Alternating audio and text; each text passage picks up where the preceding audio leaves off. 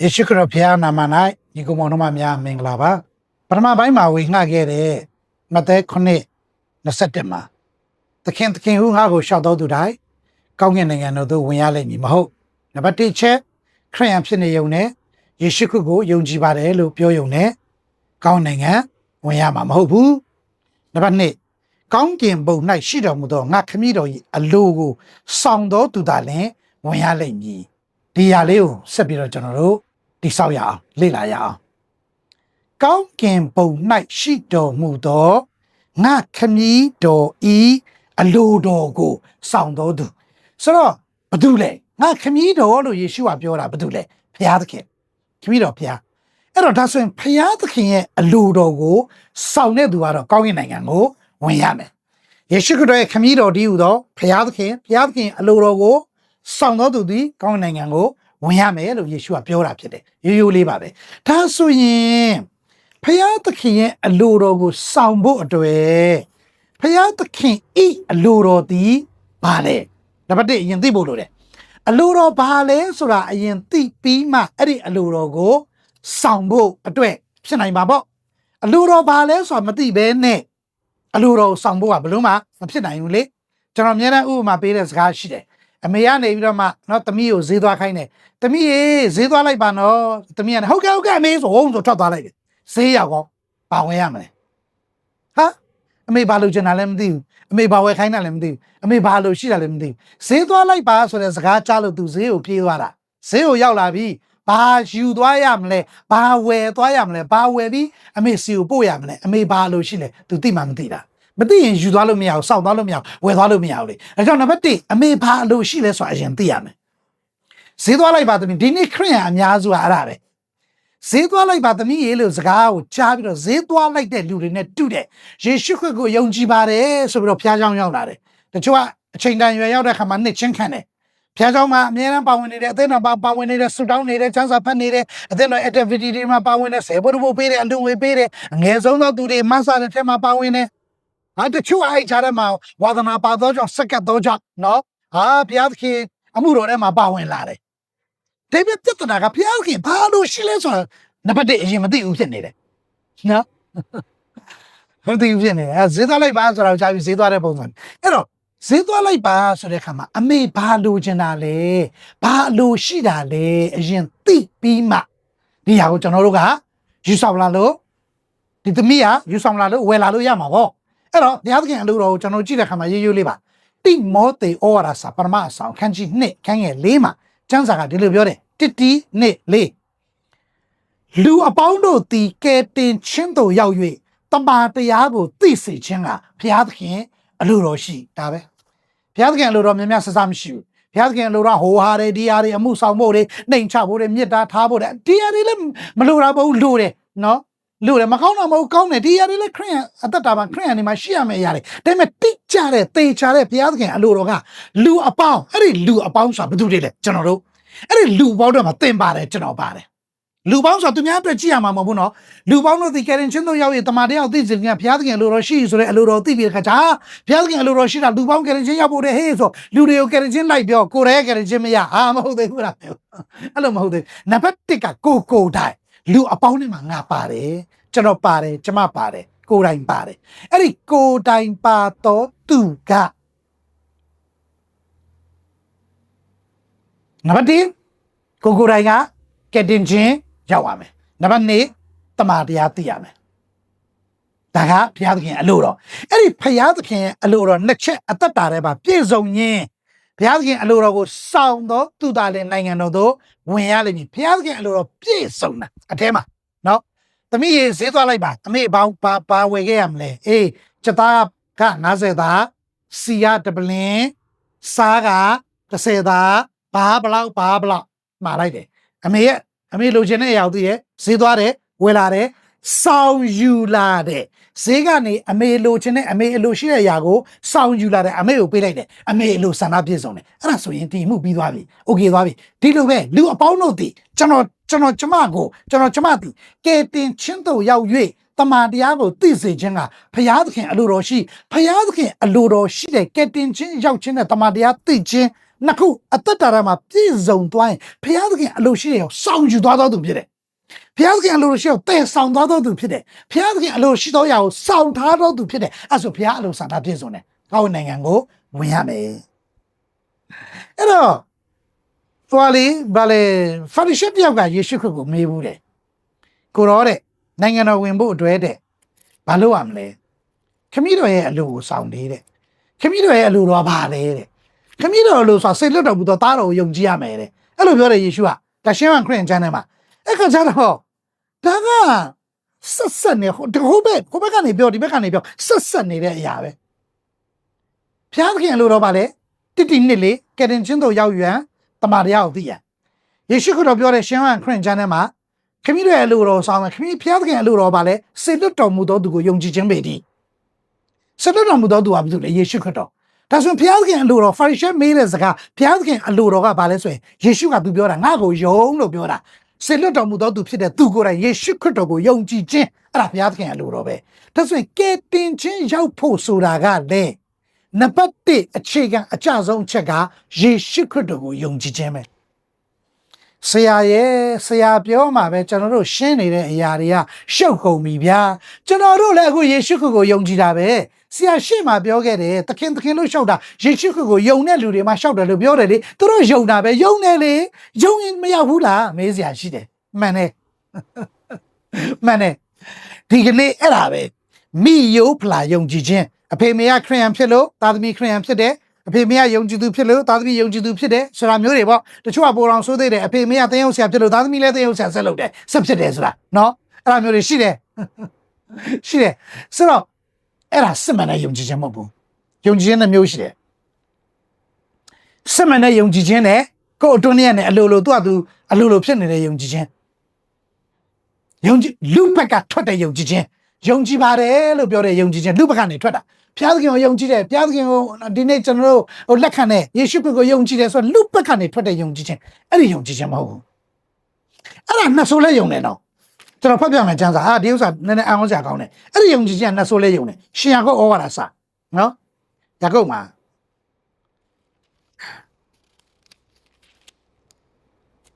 ရှင်ယာကုပ်ဩဝါဒစာခန်းကြီး1ခန်းငယ်19မှာယာကုပ်1:19မှာကျွန်တော်ဖတ်ပြမယ်ဖျားသခင်တဆူဒီရှိသည်ဟုသင်သည်ယုံ၏ကောင်းပေ၏နတ်ဆိုးတို့သည်ယုံ၍ကြောက်ရွံ့တုန်လှုပ်ကြ၏နတ်ဆိုးလဲယုံတယ်နော်ဒါပေမဲ့နတ်ဆိုးကကယ်တင်ခြင်းမရဘူးထာဝရကာလတရားစီရင်တဲ့အခါမှာကန့်နဲ့လောင်နဲ့မိငယ်ပိုးမသိမီးမငိမ့်နဲ့ကန့်နဲ့လောင်နဲ့မိငယ်တဲ့မှာနေညမပြကဘာဆက်တန်စီရင်ခြင်းခံရမယ်သူတွေဖြစ်တယ်နတ်ဆိုးတွေကစာတန်နဲ့တကွာနတ်ဆိုးတွေအားလုံးကသူတို့ကယ်တင်ခြင်းမရဘူးသူတို့ဒန်စင်ခြင်းမလို့ခံရမှာဒါပေမဲ့သူတို့ဖျားအောင်မယုံလားယုံတယ်ဒီမှာကျမ်းစာတိလင်းပြောတယ်လူတယောက်ကိုယာကုပ်ကဒီလိုပြောပြမင်းဖျားသခင်ကိုယုံတယ်လို့ပြောတယ်ကောင်းပါတယ်ဖျားသခင်ကိုယုံတယ်ယေရှုခရစ်ကိုယုံတယ်လို့မင်းပြောတယ်ကောင်းပါတယ်ရိုးရိုးလေးယုံတယ်လို့ပြောတယ်အေးကောင်းပါတယ်ငါပြောပြမယ်နော်နတ်ဆိုးတွေလည်းမင်းလိုပဲယုံတယ်နော်ဘယ်လိုလုပ်လဲနတ်ဆိုးလည်းယုံတယ်ဒါပေမဲ့နတ်ဆိုးကယ်တင်ခြင်းမရဘူးဒန်စင်ခြင်းကနေမလွတ်ဘူးချစ်တော်ညီကိုပေါင်းတော်မှာဒီနေ့ကျွန်တော်ပြောမယ်ကျွန်တော်တို့ရဲ့ယုံကြည်ခြင်းကလူဘက်ကထွက်ထားတဲ့ယုံကြည်ခြင်းလူဘက်ကနေထွက်နေတဲ့ယုံကြည်ခြင်းဖြစ်နေသေးရင်ကယ်တင်ခြင်းမရအောင်ဆောစောကသခင်ဟုငါ့ကိုရှောက်တော်သူတိုင်းလို့ယေရှုပြောခဲ့တဲ့လူတွေကအဲ့ဒါလူဘက်ကနေထွက်ထားတဲ့ယုံကြည်ခြင်းဖခင်ကိုသူတို့သိတယ်ဖခင်ကိုသူတို့ယုံတယ်ပြဿနာဖခင်ကသူတို့မသိဘူးဖခင်သူရဲ့မှတ်တမ်းထဲမှာဖခင်ရဲ့မျက်မှောက်တော်မှာသူတို့မရှိဘူးဒါကြောင့်မလို့ယေရှုခရစ်တော်ကရှင်ဝံခရစ်ယာန်ကျမ်းမှာပဲပြောတာတစ်ချက်ရှိတယ်။ဘာပြောလဲဆိုရင်ထာဝရအသက်အကြောင်းပြောတာနော်။ထာဝရရှင်ဝံစက္ကွန်တော့ကျမ်းစာဖတ်ပေးပါမယ်။ရှင်ဝံခရစ်ယာန်ခန်းကြီးစက္ကွန်ခန်းကြီး3မှာခါလီယာဆက်နေတယ်နော်။ဘာပြောလဲ။ထာဝရအသက်ဟူမူကမှန်သောဘုရားသခင်တဆူဒီဖြစ်တော်မူသောကိုယ်တော်ကို၎င်းအဲ့ဒါခမည်းတော်နော်တဆူဒီဖြစ်တော်မူသောကိုယ်တော်ကို၎င်းစေလွတ်တော်မူသောယေရှုခရစ်ကို၎င်းတိကျွမ်းခြင်းပေသည်အဲ့မှာတိချင်းလို့မပြောဘူးနော်ရိုးရိုးလေးယုံတယ်လို့ပြောထာဝရအသက်တည်သောကယ်တင်ခြင်းရဖို့ကားတဲ့အချက်နှစ်ချက်နံပါတ်1အချက်ကတဆူဒီဖြစ်တော်မူသောခမည်းတော်ဖယားသခင်ကို၎င်းနံပါတ်1နံပါတ်2ကအဲ့ဒီခမည်းတော်ကစေလွတ်လိုက်တဲ့စေလွတ်ခြင်းခံတဲ့ယေရှုခရစ်ကို၎င်းတိ专亲北地，ခရိယံမြောက်များစွာကဖျားကိုသိတယ်သိကျွမ်းခြင်းမရှိဘူးခရိယံအားလုံးကယေရှုခရစ်ကိုသိတယ်သိကျွမ်းခြင်းမရှိဘူးအဲ့ဒါပြဿနာပဲအဲ့ဒါလူဘက်ကထွက်တဲ့ယုံကြည်ခြင်းကျွန်တော်တို့အခုကနော်ခစ်တာနည်းနည်းနောက်ကျသွားပြီကျွန်တော်တို့ကနော်ဟိုကျွန်တော်ခစ်တော့ဆိုရင်ကြော်ဟိန်းပေါ့နော်အခုတော့ကြော်ဟိန်းရွှေမင်းသားကြော်ဟိန်းကတင်လွန်သွားပြီကြော်ဟိန်းကိုလူတိုင်းသိတယ်ပြဿနာကြော်ဟိန်းကကျွန်တော်မသိဘူးလူတိုင်းကိုမသိကျွန်တော်ကြော်ဟင်းကိုကောင်းကောင်းသိတယ်ရုပ်ရှင်မင်းသားအဆိုတော့ဘယ်ကားရိုက်တယ်ဘယ်လိုရိုက်ဘယ်ကားမှဆိုဘယ်လိုတရုပ်ဆောင်နဲ့ကိုကြည့်ခဲ့တော့နှစ်သက်တဲ့ကားတွေကတရုပ်ဆောင်ချက်ဆိုအလွတ်တော်ရမှတ်တော်မှတ်မိတယ်ပြဿနာကောကြော်ဟင်းကကျွန်တော်မသိဘူးဟုတ်တယ်မလားအခုကမ္ဘာမှာနာမည်ကြီးတယ်ဒေါ်နယ်ထရန့်အမေရိကန်သမ္မတဒေါ်နယ်ထရန့်ကျွန်တော်တို့သိတယ်ဒေါ်နယ်ထရန့်ကျွန်တော်မသိဘူးဒေါ်နယ်ထရန့်ခင်ဗျားမသိဘူးနော်ဒီသဘောလေးတွေပေါ့အဲ့တော့တစ်ဖက်သက်ထဲသိနေတာဒီနေ့ခရိယံအများစုရဲ့ပြဿနာကဖယားကိုတစ်ဖက်သက်ထဲသိနေတာဖယားကသူ့ကိုပြန်မသိဘူးအဲ့ဒါအလိုတော်မပြည့်စုံသေးဘူးအလိုတော်ပြည့်စုံဖို့ကဘုရားသခင်ကတင့်ကိုသိသင်ကဘုရားကိုသိအပြန်လန်နိုးနှစ်ဖက်သိကျွမ်းခြင်းအဲ့ဒီသိကျွမ်းခြင်းကထာဝရသက်ကိုရစေတယ်ထာဝရသက်ဟူမူကားတဆူတိဖြစ်တော်မူသောဘုရားသခင်ကို၎င်းဆေလွတ်တော်မူသောယေရှုခရစ်ကို၎င်းသိကျွမ်းခြင်းပေတည်ဒါကြောင့်မလို့ယုံကြည်ခြင်းလို့ပြောတဲ့အခါမှာစစ်မှန်တဲ့ယုံကြည်ခြင်းဘုရားခင်ကအသိမှတ်ပြုတဲ့အရာကိုရရှိစေတဲ့ယုံကြည်ခြင်းဆိုတာကျွန်တော်စိတ်နှလုံးလေးသားရကနေထွက်တဲ့ယုံကြည်ခြင်းမဟုတ်ဘူးနော်ဒါအောင်ဆရာကောင်းတယ်နော်လူတွေကိုကျွန်တော်မေးဘူးတယ်ဘာမေးလဲဆိုတော့ယုံကြည်ခြင်းကအထဲထဲကိုဝင်လာလားအထဲထဲကနေထွက်တာလားဆိုအားဆရာထွက်တာပေါ့တဲ့ဘာလို့လဲလို့ဆိုတော့ဘုရားခင်ကျွန်တော်ကယုံရတာလေတဲ့ဘုရားခင်ရှိတဲ့ယေရှုခရစ်ကယ်တင်တယ်ဆိုတာကျွန်တော်ကယုံရတာလေတဲ့အဲ့တော့ကျွန်တော်စိတ်နှလုံးသားရကနေထွက်တာပေါ့လို့ဒီလိုပြောတယ်တကယ်တော့မဟုတ်ဘူးအဲ့ဒါပြောင်းပြန်ဖြစ်နေတယ်အဲ့ဒါအမှားဖြစ်နေတယ်အလွဲဖြစ်နေတယ်နော်ယုံကြည်ခြင်းကလူအထဲထဲကနေထွက်လာတာမဟုတ်ဘူးအဲ့တော့ကျွန်တော်တို့ဒီဘုရားသခင်အလိုတော်ရှိတဲ့ဘုရားသခင်အသိမှတ်ပြုတဲ့ဘုရားသခင်လက်ခံတဲ့ယုံကြည်ခြင်းကိုကျွန်တော်တို့ကြည့်ရအောင်ဒီຢာကဘာလဲဘယ်လိုလဲဆိုတာကိုเนาะအဲ့တော့စောစောပြောခဲ့တဲ့ယာကုပ်နှစ်19မှာဘုရားသခင်တဆူရီရှိပြီဟုသင်သည်ယုံ၏ကောင်းပြီ၏နတ်ဆိုးတို့သည်လည်းယုံ၍ကြောက်ရွံ့တုန်လှုပ်ကြ၏အဲ့ဒါအထက်ကထွက်တဲ့ယုံကြည်ခြင်းเนาะတစ်ဖက်သက်ယုံကြည်ခြင်းဘုရားသခင်တို့အသိမှမပြုဘူးအဲ့တော့ဘုရားသခင်အသိမှတ်ပြုတဲ့စစ်မှန်တဲ့ယုံကြည်ခြင်းတနည်းအားဖြင့်ကယ်တင်ခြင်းကိုရောက်စေတဲ့ယုံကြည်ခြင်းကဘာလဲကျွန်တော်ဆက်ပြီးတော့နည်းနည်းချင်းကိုယုံကြည်နဲ့ပတ်သက်တဲ့နည်းနည်းချင်းကိုရရှိဖို့လိုတယ်ဘာကြောင့်လဲဆိုရင်ကယ်တင်ခြင်းကိုရစေတဲ့ထာဝရအသက်ကိုရစေတဲ့အခြေခံအကျဆုံးအချက်ကယုံကြည်ခြင်းဖြစ်နေလို့ပဲဧဖက်ဩဝါစာအခန်းကြီး1ခန်းငယ်8မှာနော်ကျွန်တော်စာဖတ်ပေးပါမယ်ဧဖက်ဩဝါစာအခန်းကြီး1ခန်းငယ်8မှာကယ်တင်ခြင်းနဲ့ပတ်သက်ပြီးတော့ထာဝရအသက်နဲ့ပတ်သက်ပြီးကောင်းကင်နိုင်ငံဝင်ရဖို့နဲ့ပတ်သက်ပြီးတော့အခြေခံအကျဆုံးကျမ်းပိုက်ကဧဖက်1:8ကိုပဲကျမ်းစာဘာပြောလဲယုံကြည်သောအဖြစ်ဂျေဇုတော်ကြောင့်ကယ်တင်ခြင်းသို့ရောက်ရ၏ကိုယ်အလိုလျောက်ရောက်သည်မဟုတ်ဖျားသခင်တနာတော်မူရာဖြစ်သည်ကိုယ်ကုသိုလ်ကြောင့်ကယ်တင်တော်မူခြင်းသို့ရောက်သည်မဟုတ်တို့ဖြစ်၍အဘယ်သူမျှဝါကြွားเสียအခွင့်မရှိအဲ့တော့ဒီမှာပြောလဲယုံကြည်သောအဖြစ်ဂျေဇုတော်ကြောင့်ကယ်တင်ခြင်းသို့ရောက်ရ၏ကယ်တင်ခြင်းရောက်ဖို့ကဘုရားသခင်ကဂျေဇုပြုတယ်ဘာဂျေဇုပြုလဲတားတော်မြတ်သခင်ရှိခိုးတော်ဘုရားကိုလောကကိုဆစ်လွတ်တဲ့လောကတိုင်းမှာအသေးသက်ချင်းခံစေတယ်အသွေးသွန်းစေတယ်မြုပ်နှံစေတယ်ရှစ်တန်ထမြောက်စေတယ်ဒီအရာပြင်ကယ်တင်ခြင်းဆိုတဲ့ဂျေဇုတော်ဂျေဇုတရားကိုပြုတယ်အဲ့ဒီဖျားပြုတဲ့ဂျေဇုတော်ကိုယုံကြည်ဝင်ခံခြင်းအပြင်ကယ်တင်ခြင်းကိုရောက်တာဖြစ်တယ်ကိုယုံကြည်လိုက်လို့ကယ်တင်ခြင်းရောက်တာမဟုတ်ဘူးနော်တကယ်တော့ကယ်တင်ခြင်းဆိုတဲ့ကိုရစေတဲ့ဂျေဇုတော်ကဖျားဂျေဇုပြုပြီးသားလွန်ခဲ့တဲ့1000 2000ကလေးကဘုရားကျေးဇူးပြုပြီးသားနော်2000လောက်ကလေးကကျေးဇူးပြုပြီးသားလဝကလည်းတော့တရားအဖြစ်အဲ့တော့အဲ့ဒီကျေးဇူးပြုတဲ့အရာအိုးဘုရားသခင်ငါ့ကိုဒီလိုကျေးဇူးပြုပါလားဆိုတာကိုလူကဘာလုပ်ရလဲကြားတယ်အဲ့ဒီဘုရားသခင်ဒီလိုကျေးဇူးပြုထားတယ်ဟေးသားတော်သခင်ယေရှုကိုလောကကိုစေလွတ်ကားတိုင်းမှာစွန့်အသေးခံအသွေးသွန်းမြုပ်နှံထမြောက်ခြင်းဖြင့်တင့်ကိုရွေးနှုတ်ကယ်တင်ပြီးဆိုတဲ့အဲ့ဒီသတင်းစကားနှုတ်ကပတ်တော်ဘုရားစကားဒိန်ချအထဲမှာဝင်လာအဲ့ဝင်လာတော့မှအိုးဒီလိုကိုဆိုတာဒီထဲမှာဖက်ကနေယုံကြည်ခြင်းဖြစ်သွားတယ်အဲ့ဒါကတော့နောက်ပိုင်းဆက်ပြောမယ်ကျွန်တော်တန်ရှင်းသောဝိညာဉ်တော်ရဲ့အလုပ်ဖြစ်တယ်ယုံကြည်ခြင်းဖြစ်တာအဲ့ဒါမှစစ်မှန်တဲ့ယုံကြည်ခြင်းရလာတယ်ဒါကြောင့်ဧဖက်1:8ကယုံကြည်သောအပြင်ဂျေဇုတော်ကြောင့်တနည်းအားဖြင့်တော့ပြောင်းပြန်ဖြစ်နေတယ်ဂျေဇုတော်ကိုယုံကြည်သောအပြင် ကဲ့တင်ခြင်းတို့ရောက်ရတယ်ယုံကြည်တယ်ဆိုတဲ့နေရာမှာလဲကိုကထိုးပြီးစူးစမ်းပြီးချွေးတွဲဟာငါတော့ဘယ်လိုယုံကြည်ရမလဲဒီလိုယုံကြည်ရမလားဘယ်ရှုတော့နဲ့ယုံကြည်ရမလဲဘယ်လိုပုံစံယုံရမှာလဲဆိုတဲ့ပုံစံနဲ့ယုံတာမဟုတ်ဘူးနော်အဲ့လိုယုံတာမဟုတ်ဘူးအဲ့လိုမျိုးစူးစမ်းပြီးယုံကြည်ခြင်းရဖို့အဲ့လိုစူးစမ်းစရာမလိုဘူးဘာလဲရိုးရိုးလေးပဲယောမဩရစာခန်းကြီး30အခန်းငယ်16မှာကျမ်းစာကဒီလိုပြောပါတယ်ယောမဩရစာခန်းကြီး30အခန်းငယ်16ကျွန်တော်ဖတ်ပေးမယ်တို့ဖြစ်၍ယုံကြည်ခြင်းသည်ကြားနာခြင်းအပြင်ဖြစ်၏ကြားနာခြင်းသည်လည်းဘုရားသခင်၏စကားတော်အပြင်ဖြစ်၏အဲ့ဒါအင်္ဂလိပ်လိုမှာဆိုတော့ come back from လို့ပြောတယ် come back from လာခဲ့တယ်ဖြစ်လာတယ်လို့ပြောတယ် faith ကယုံကြည်ခြင်းကနှလုံးသားမှာစိတ်ဝိညာဉ်မှာနော်စိတ်ဝိညာဉ်မှာဆိုတော့ယုံကြည်ခြင်း faith come back from hearing ယုံကြည်ခြင်းသည်ဖြစ်လာတယ်ကြားနာခြင်းအပြင်ယုံကြည်ခြင်းသည်ကြားနာခြင်းအပြင်ဖြစ်လာတယ်ကြားနာခြင်းသည်လည်းဘုရားသခင်ဤစကားတော်အပြင်ဖြစ် hearing come back from the word of God ဆိုတော့ယေရှုခရစ်တော်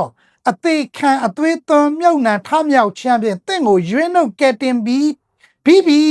ပြီးဆိုတဲ့ရွေးနှုတ်ခြင်းကယ်တင်ခြင်းနှုတ်ကပတ်တော်အဲ့ဒီနှုတ်ကပတ်တော်ကလာတယ်သတင်းစကားဖြစ်လာတဲ့နှုတ်ကပတ်တော်ကိုနားမှာကြားတဲ့နှုတ်ကပတ်တော်ကအတွင်းမှာဝင်လာတဲ့အခါယုံကြည်ခြင်းဖြစ်လာတယ်ဟာလေလုယာဘုရားခင်နာမဘုန်းကြီးပါစေအဲ့ဒါက